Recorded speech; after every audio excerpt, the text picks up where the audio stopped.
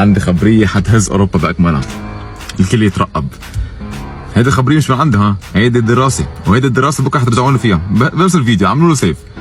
الخبريه هي سجل عندك، حيصير في حرب كبيره بين يونايتد وبين ريال مدريد على كيليان مبابي. حنشوف في ضجه اعلاميه وضجه بين جمهور الفريقين مش شايفينها قبل مره. بس انا اللي بدي لكم اياه انه هلا قطر فيكم تقولوا خلال 24 ساعه حتشتري النادي. سجلوا عندكم، النادي حينشرى خلال 24 ساعه. شوفوا توقيت اليوم وشوفوا كيف حترجعوا لبكره. من بعد ما ينشروا النادي من قطر، من باريس يلي بيمتلكوها القطريه، بدهم يبيعوا مبابي الى اليونايتد يلي بيمتلكوها ايضا المملكه القطريه. حيصير في ضجه كبيره بين ريال مدريد ويونايتد، والكل حيحكي هذا الموضوع.